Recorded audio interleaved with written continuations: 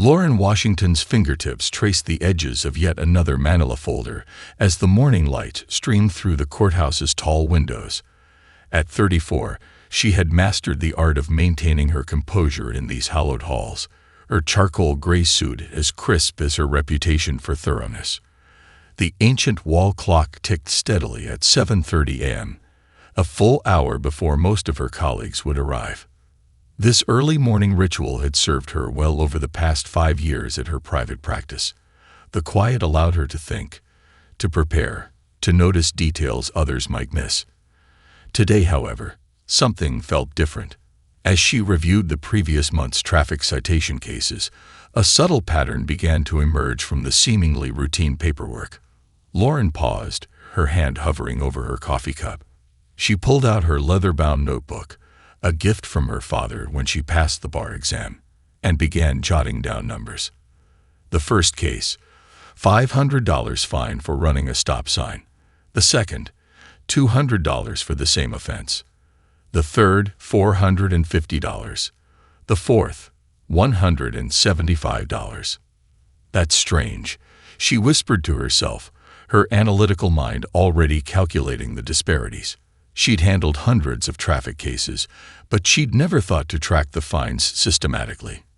Now, as she cross-referenced more cases, her stomach tightened with each entry she added to her growing list. The courthouse cleaning lady, Mrs. Rodriguez, poked her head in. "Early as always, Ms. Washington." She smiled warmly, then noticed Lauren's furrowed brow. "Everything okay?" Lauren looked up, managing a distracted smile. "Just reviewing some cases, Mrs. R. Have you ever noticed patterns that were right in front of you all along, but you somehow missed them?" Mrs. Rodriguez leaned on her mop thoughtfully. "Like when I realize my husband always leaves his coffee cup in the same wrong place for 20 years. They both laughed, breaking the tension momentarily. After Mrs. Rodriguez moved on, Lauren returned to her investigation. She pulled up her case management software, expanding her search to the past 6 months. The pattern she'd noticed wasn't just a coincidence. The fines varied significantly for identical offenses, and there seemed to be no logical explanation for the differences. Her phone buzzed. A text from her mother. "Don't forget dinner tonight. Making your favorite pot roast." Lauren smiled but didn't reply immediately. Her mind was racing with questions, possibilities, and potential implications. She walked to the courthouse window, watching as the morning traffic began to build on the street below. Attorneys, clients, and court staff were starting to arrive, each carrying their own stories, their own causes. Lauren had always believed in the system, despite its flaws. Her father, a former postal worker, had taught her that change comes from within, from people willing to ask difficult questions. Returning to her desk, Lauren created a new folder on her laptop labeled Traffic Fine Analysis. She began organizing the data methodically, her legal training kicking in. If there was a story in these numbers, she would find it. But she needed to be certain, needed to approach this with the same precision she brought to every case. As the courthouse began to buzz with activity, Lauren sat back in her chair, her mind made up. This wasn't just about traffic fines anymore. It was about the fundamental principle of equal treatment under the law. She pulled out her phone and texted her friend Maria, the data analyst. "Free for coffee this weekend. Need your expertise on something important." The day ahead was filled with routine court appearances and client meetings, but Lauren knew everything had shifted. Sometimes the biggest changes start with the smallest observations, and she had a feeling this discovery would lead her down a path she couldn't yet imagine. The Sunday morning crowd at Riverside Coffee hummed with quiet conversation as Lauren claimed her usual corner table by the window. Rain tapped gently against the glass, creating a soothing backdrop as she spread her files across the worn wooden surface. She'd chosen this spot carefully. Private enough for sensitive conversation, but public enough to feel safe discussing potentially controversial findings. Maria Chen arrived right on time, shaking droplets from her umbrella. A data analyst for a major tech company, she carried herself with the confident ease of someone who found comfort in numbers. Her weekend casual attire, jeans, and a comfortable sweater, contrasted with Lauren's perpetually professional appearance. "You look like you haven't slept," Maria observed, sliding into the seat across from Lauren after ordering their usual drinks, an oat milk latte for herself and a simple black coffee for Lauren. "Is it that obvious?" Lauren managed a tired smile. "I've been reviewing these cases all week." She pulled out her laptop, turning it to show Maria the spreadsheet she created. "At first, I thought I was imagining things, but look at this." Maria leaned forward, her expression shifting from friendly concern to professional interest. "What am I looking at exactly?" 6 months of traffic violation fines from Judge Harrison's courtroom. I've color-coded them based on the type of violation. Lauren pointed to specific columns. Same offenses, wildly different fines. The barista delivered their drinks, and Maria took a thoughtful sip while scrolling through the data. "Have you run any statistical analysis on this?" "Basic stuff only. I'm a lawyer, not a mathematician." Lauren pulled out her notebook. "But even I can see something's not right here." Maria pulled out her own laptop, fingers flying across the keyboard. "Let me show you something." She quickly imported Lauren's data into her statistical software. "We can create a visualization that might make the pattern clearer."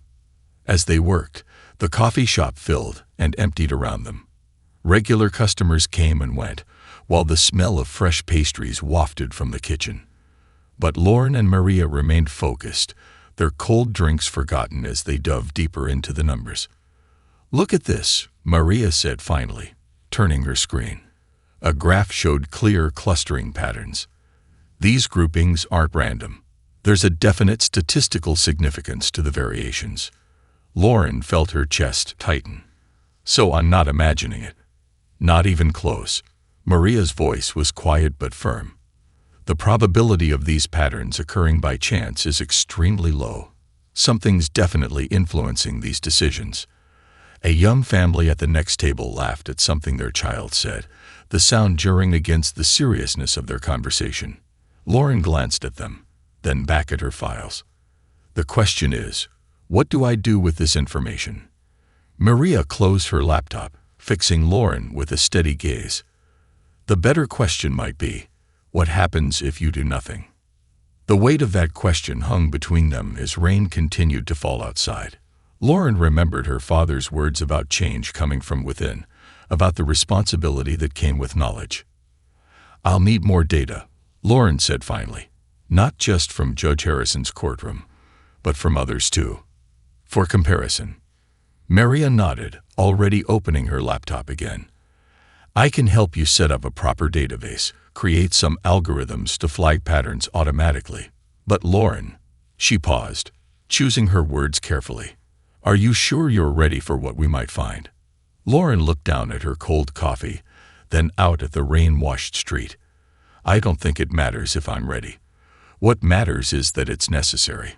They spent the next hour outlining their approach, creating a methodology that would stand up to scrutiny.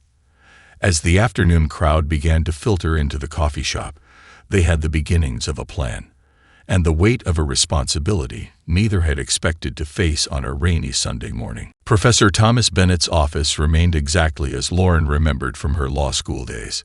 Books lined every wall from floor to ceiling, their spines forming a tapestry of legal wisdom accumulated over 4 decades. The leather armchair where she now sat had witnessed countless student consultations, career decisions, and moral dilemmas. "Still keeping that notebook your father gave you, I see," Thomas observed, adjusting his wire-rimmed glasses as he settled behind his massive oak desk. At 68, his hair had gone completely silver, but his eyes retained the sharp intelligence that had made him a legendary figure in civil law. Lauren smiled, running her hand over the worn leather cover. "Some habits stick with you." She opened it carefully, revealing the graphs and charts Maria had helped her create. "Professor Bennett, I need your perspective on something." "Tom," he corrected gently, as he had been doing since her graduation. "We're colleagues now, Lauren." She spread the documents across his desk, explaining her findings while he listened intently, occasionally nodding or furrowing his brow. The late afternoon sun cast long shadows through the window, dancing across the papers as she spoke. "Have you considered," he said finally, reaching for one of his many legal texts, "the precedent set in the Martinez case of 1992. He pulled the heavy volume from the shelf without looking, knowing exactly where each book belonged. That was about judicial discretion in sentencing, Lauren recalled. But this is different. The pattern here isn't about individual cases, it's systematic. Thomas removed his glasses, polishing them thoughtfully with his handkerchief. "You know, this reminds me of a situation early in my career. 1979. I noticed similar disparities in property dispute resolutions." He paused, replacing his glasses. "I had all the evidence, just like you. Clear patterns, statistical proof." Lauren leaned forward. "What did you do?" "Nothing." He held up a hand as she started to protest. "And it's been one of my greatest regrets. I told myself I was too young, too new to the profession, that someone else would handle it." He stood, walking to the window. Times were different then, but excuses always sound reasonable when we're making them. The clock on his wall ticked steadily as Lauren absorbed his words. Outside, students crossed the law school courtyard, their futures still unwritten. "The real question," Thomas continued, turning back to face her, "isn't about the evidence. It's about how you present it. Change doesn't come from confrontation alone. It comes from offering solutions." He returned to his desk, pulling out a yellow legal pad. "Let's think this through strategically. What's your end goal?" "Justice," Lauren replied immediately, then paused. "But more than that. I want to fix the system, not just expose its flaws." Thomas smiled, reminding her of why he'd been such an influential mentor. "Now that's the kind of thinking we need. Let's break this down step by step." For the next 2 hours, they outlined approaches, considered angles, and discussed potential allies.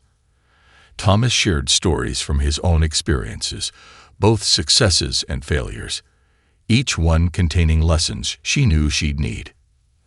As the office grew darker and Thomas switched on his desk lamp, Lauren felt the weight of the task ahead, but also the strength of having a mentor who understood both the legal and human dimensions of her challenge. "Remember," Thomas said as she gathered her materials to leave, "courage isn't about being fearless. It's about moving forward despite your fears. Your father taught you that, and now you're living it." Lauren paused at the door. "I never told you that about my father." Thomas's eyes twinkled. "You didn't have to. I see him in every decision you make." She left his office that evening with more than just a strategy. She had a renewed sense of purpose, and the wisdom of generations supporting her next steps. The private dining room at Bella's Italian restaurant buzzed with conversation as Lauren arranged her materials on the table. She'd chosen this venue carefully, neutral ground, away from the courthouse's watchful eyes. The smell of fresh-baked focaccia and brewing espresso created a welcoming atmosphere, exactly what she needed for these delicate discussions. Sarah Martinez, a prosecutor with 15 years' experience, was the first to arrive. "Italian for lunch. You must want something," she teased, sliding into a chair. Lauren had faced Sarah across courtrooms dozens of times, their professional rivalry always tempered by mutual respect. "Just good conversation," Lauren replied, pushing a menu her way. More attorneys filtered in. James Chen from the Public Defender's Office, Diana Ross from Family Court, and Marcus Thompson, who handled mostly corporate cases. Each brought a different perspective, different experiences. As their waiter, Carlo, took drink orders, Lauren noticed the subtle tensions. These were people who often opposed each other in court, now sharing bread and olive oil at her invitation. "Before we dive in," Lauren began, once their appetizers arrived, "I want to thank you all for coming. What I'm about to share isn't about pointing fingers. It's about making our system work better for everyone." She distributed folders containing sanitized versions of her findings, watching their expressions shift as they reviewed the data. The clink of silverware against plates slowed, then stopped. "These numbers," Diana said slowly, They're from all our courtrooms. Lauren nodded. 6 months of data, all types of cases. Maria Chen, she's a data analyst, helped me organize it properly. She pulled up a presentation on her tablet, passing it around. Look at the patterns, not just the individual cases. James Chen whistled softly. I've had hunches about some of this, but seeing it laid out like this. We've all seen individual cases that bothered us, Marcus added, his corporate lawyer facade cracking slightly. But this is systematic. Sarah set down her fork, her prosecutor's mind already working. The question is, what do we do about it? Going public could damage the entire system's credibility. That's why I wanted to talk to all of you first, Lauren explained, revealing the next phase of her plan. I'm proposing we form an informal working group, study the patterns, document the impacts, and develop recommendations for change. The waiter appeared with their main courses, his arrival creating a natural pause in the conversation. Lauren watched as her colleagues processed both their pasta and her proposal. It's risky, Diana noted, twirling spaghetti on her fork. Some judges won't appreciate being scrutinized. True, Lauren acknowledged. But what's riskier? Examining the system now, while we can make changes internally, or waiting until someone else exposes these patterns. Marcus leaned forward. I have some contacts on the Bar Association's Ethics Committee. They might be interested in supporting this. Quietly, of course. My office has been tracking some related data, James added. Nothing as comprehensive as this, but it could help build the bigger picture. As the lunch progressed, ideas began flowing. Sarah suggested anonymizing case data to protect privacy. Diana offered to review family court patterns. Marcus proposed creating a secure database for sharing findings. By the time Carlo brought their dessert menus, the initial tension had transformed into purposeful energy. They weren't just colleagues sharing a meal anymore. They were partners in something important. We'll need to meet regularly, Lauren said, pulling out her calendar. Keep everything documented, everything professional. Count me in, Sarah declared, surprising Lauren with her enthusiasm. Sometimes the best way to protect the system is to fix it. As they left the restaurant, stepping into the bright afternoon sunlight, Lauren felt a surge of hope. She hadn't just found allies. She'd started a movement. Small and careful, yes, but with the potential to grow into something transformative. Her phone buzzed. A message from Maria. How did it go? Lauren smiled as she typed her reply. We're not alone anymore. Lauren's office had transformed over the past 3 weeks, where case files once dominated her walls. Colorful data charts now competed for space with sticky notes full of observations and suggestions. The small conference room she rarely used had become command central for what she now thought of as the Justice Project. A gentle knock interrupted her concentration. Ms. Washington, Betty Cooper, a courthouse clerk for 27 years, stood in the doorway clutching a thick manila envelope. Lauren had always exchanged pleasant greetings with Betty, but never had a real conversation. Come in, Betty. And please, it's Lauren. She cleared some papers from a chair. Betty closed the door carefully before sitting. I've been watching what you're doing, she said quietly, placing the envelope on the desk. These are copies of fine records from 1995 to 2000. I kept them when they were switching to digital. She paused, smoothing her skirt. History has a way of repeating itself. Lauren opened the envelope, her eyes widening at the meticulously preserved records. Betty, this is incredible. But why? My son got a traffic ticket in '98. Same offense as his friend a week later. The difference in fines paid for his friend's textbooks that semester, while my boy had to drop out. Betty's voice remained steady, but her hands twisted in her lap. Sometimes the smallest injustices have the biggest impacts. Before Lauren could respond, Maria appeared in the doorway with 3 law students in tow. Your new volunteers are here, she announced cheerfully. They're statistical wizards, and they've offered to help with data entry. The afternoon unfolded in a blur of activity. The students, Michael, Preya, and Josh settled in with laptops, expertly converting Betty's historical records into digital data. Maria worked on creating visualization models that would make the patterns clear to anyone. "Look at this," Preya called out, pointing to her screen. The historical data shows the same patterns, but the disparities were actually larger back then. Judge Robert Maxwell, recently retired and known for his fairness, arrived later with his own contribution. "Thought these might help," he said, dropping off a stack of his old notebooks.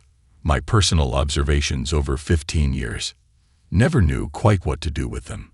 Lauren watched as her small project continued to grow. Sarah Martinez called to report that 2 more prosecutors wanted to join their working group. James Chen emailed data from the public defender's office, showing parallel patterns in bail amounts. By evening, when most had gone home, Lauren sat with Maria reviewing the day's progress.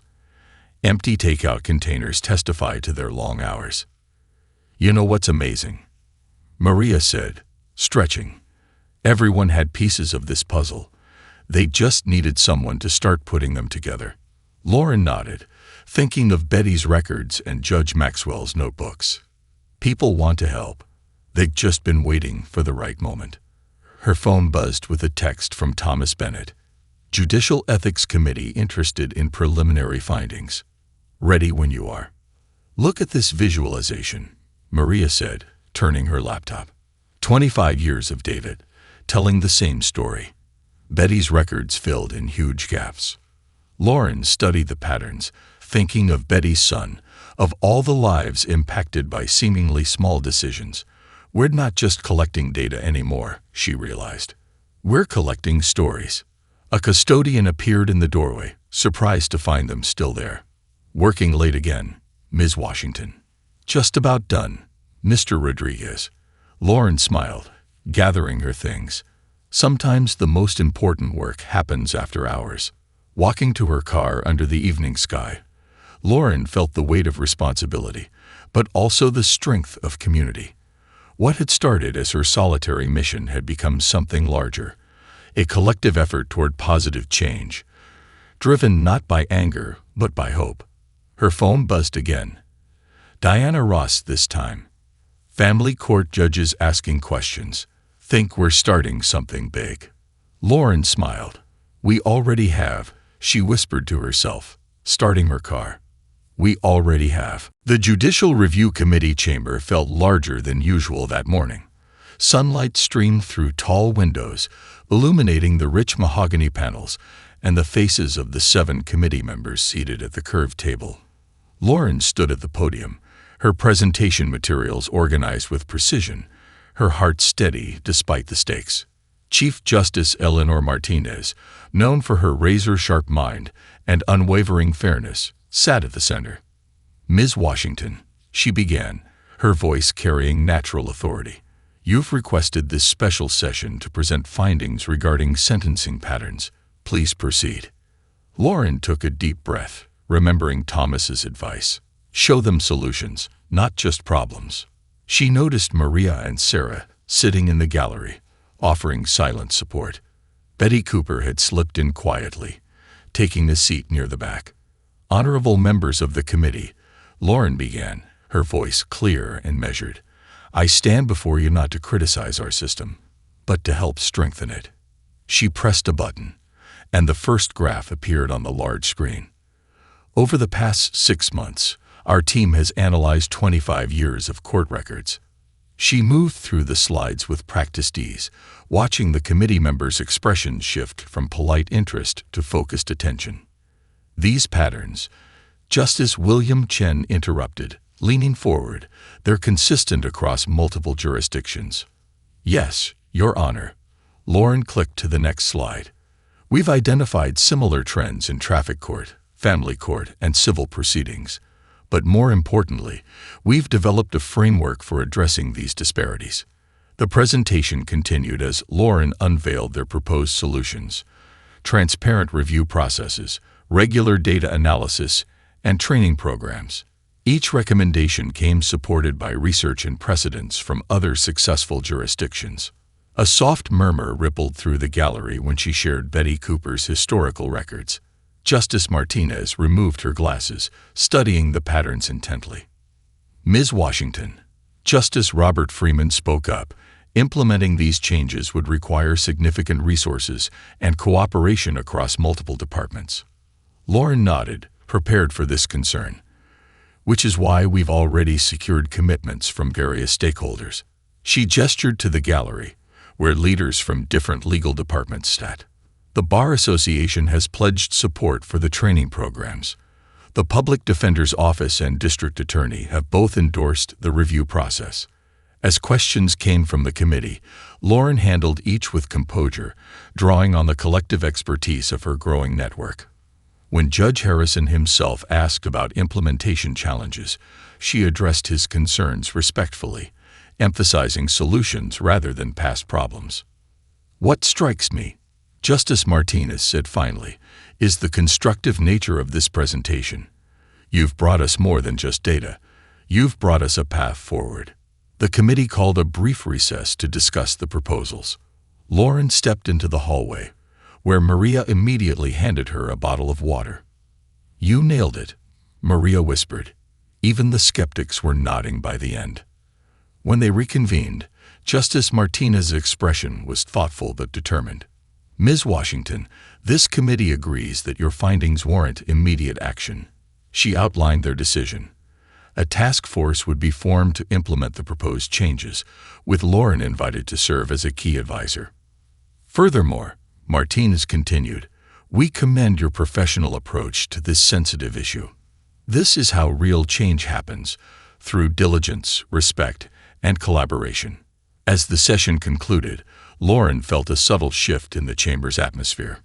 Colleagues who had been cautious now approached with congratulations and offers to help. Judge Harrison himself stopped by, extending his hand. "Well done, counselor," he said quietly. "Sometimes it takes fresh eyes to see old problems clearly." Outside the chamber, Betty Cooper waited with tears in her eyes. "My son's watching the live stream," she said. "He's in law school now. Says you've inspired him to focus on system reform." Lauren smiled, thinking of her own father's words about change coming from within. Today wasn't an ending. It was a beginning, built on collaboration, understanding, and the shared desire to make things better. 3 months after the Judicial Review Committee hearing, Lauren sat in her renovated office space, now featuring a wall of monitors displaying real-time court data. The Justice Project had evolved from a personal mission into an official initiative, with Lauren heading the newly formed Court Transparency Division. "The quarterly reports are ready for review," Maria announced, entering with a tablet in hand. She'd officially joined the team as Chief Data Officer, having taken a leave from her tech company position. "The numbers are encouraging." Lauren smiled, remembering their first coffee shop meeting. "Show me." The screens came alive with colorful visualizations. The first phase of implementing their new oversight system had already shown measurable improvements. Sentencing disparities had decreased by 30% across all courts. "Judge Harrison's numbers are particularly interesting," Maria noted, pulling up his courtroom's data. Since the hearing, he'd become an unexpected champion for reform, volunteering to pilot the new review system in his courtroom. A knock at the door interrupted them. Diana Ross entered, followed by 2 judicial clerks carrying boxes of files. "The family court judges want to expand the program," she announced. "They've been tracking their own decisions using our software, and they're finding blind spots they never knew they had." Lauren walked to the window, watching people enter and exit the courthouse. Each person represented a story, a chance for the system to work as it should. Her phone buzzed. A message from Thomas Bennett. "Judicial Conference wants you to present next month. Your model is gaining national attention." The afternoon brought a steady stream of visitors. Sarah Martinez arrived with news that the prosecutor's office had adopted similar transparency measures. James Chen reported that public defenders were using the data to better serve their clients. Even Betty Cooper stopped by, proudly sharing that her son had been accepted into a judicial clerkship program. "Ms. Washington." A young intern appeared at her door. Judge Harrison asked if you have a moment. Lauren found the judge in his chambers, reviewing cases on a new dashboard installed on his computer. "Remarkable tool," he said, gesturing to the screen. 20 years on the bench, and I'm finally seeing the full picture.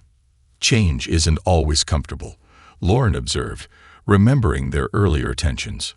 "No," he agreed, "but it's necessary. I've recommended the system to colleagues in 3 other districts." He paused, choosing his words carefully. "You could have approached this differently, made it about individuals rather than institutions. Thank you for showing us a better way." Back in her office, Lauren reviewed the latest implementation reports. The task force had expanded to include representatives from every level of the court system. Training programs were running at full capacity, with waiting lists for future sessions. "Look at this," Maria called out, pointing to a new data set. "The ripple effects are showing up in community trust metrics. People's faith in the system is actually improving." Lauren thought about all the pieces that had come together. Betty's historical records, Thomas's guidance, Sarah's prosecutor insights, Maria's technical expertise. Each person had contributed to a transformation that was bigger than any individual. Her phone lit up with another message, this time from Chief Justice Martinez. "Other states requesting information about your program. This could be the beginning of national reform." As the day wound down, Lauren updated the project timeline on her wall. Phase 1 had exceeded expectations. Phase 2 was rolling out smoothly, and Phase 3 was already gathering momentum. But the real success wasn't in the statistics or systems. It was in the daily stories of justice served fairly, of lives impacted positively. "Ready to call it a day?" Maria asked, gathering her things. Lauren looked at the monitors one last time, each screen showing a piece of their progress. "Not just yet," she smiled. "We're still just getting started." 1 year to the day after her first discovery of the sentencing patterns, Lauren stood at the podium of the National Judicial Conference, facing a packed auditorium of judges, attorneys, and court administrators from across the country. The confidence she felt now was different from the nervous energy of that first presentation to the review committee. "The path to meaningful change," she began, "starts with a single observation and the courage to look deeper." Behind her, screens display the remarkable progress of what had become known as the Washington model, named not for her, but for her father's unwavering belief in making things better from within. In the front row, she spotted familiar faces. Maria, now heading her own legal analytics firm, sat beside Thomas Bennett, who had postponed his retirement to help implement similar programs in other states. Judge Harrison had flown in specifically to support her presentation, his own journey from skeptic to advocate serving as a powerful testament to the program's approach. "True reform," Lauren continued, "isn't about pointing fingers or assigning blame. It's about creating systems that bring out the best in all of us." She shared stories from the past year, how Betty Cooper's son had graduated law school and was working on expanding the program to municipal courts, how Sarah Martinez had started a mentorship program for young prosecutors focused on ethical decision-making. After her speech, during the reception, a young law student approached with tears in her eyes. "My mother was a victim of unfair sentencing 10 years ago," she said. "Seeing your work, it gives me hope that things can really change." Lauren's phone buzzed with a message from Diana Ross. "Family court numbers for the quarter just came in. Disparities down 65% since implementation." "You did it." "We did it," Lauren whispered to herself, correcting Diana's text mentally. Later that evening, she found herself in the hotel's quiet garden with Judge Harrison and Chief Justice Martinez, who had become unlikely but strong allies. "You know what impresses me most," Martins mused, watching the sunset. "It's not just the numbers. It's how you've changed the conversation. People aren't afraid to examine their own decisions anymore." Judge Harrison nodded. "My colleagues used to view oversight as a threat. Now they see it as a tool for improvement. That's the real transformation." Back home the following week, Lauren visited her father's favorite park bench, where she'd often found him reading the newspaper and thinking about ways to improve his postal route. She pulled out her worn leather notebook, now filled with a year's worth of notes, data, and dreams realized. Her phone lit up with updates. 3 more states adopting the program. A law school creating a course based on their methodology. The American Bar Association recommending their transparency tools as best practices. But it was the smaller victories that touched her most deeply. The thank you note from a defendant who received fair treatment. The court clerk who reported feeling proud of their system again. The young lawyer who decided to stay in public service after seeing real change was possible. As the sun set over the city courthouse, Lauren thought about that first morning when she'd noticed the patterns in traffic court fines. One observation, one question, one decision to look deeper. Sometimes that's all it took to start a revolution of fairness. Her phone buzzed one final time that evening. A group photo from Maria, taken at their original coffee shop. The informal working group had gathered to celebrate their 1-year anniversary. The caption read, "Look how far we've come. Just imagine where we'll go next." Lauren smiled, adding another note to her journal. Change isn't a destination. It's a journey that continues with each new day, each new challenge, and each person brave enough to ask, "How can we make this better?" She closed the notebook, ready for whatever tomorrow might bring. After all, this wasn't just her story anymore. It belonged to everyone who believed in the possibility of a fairer future.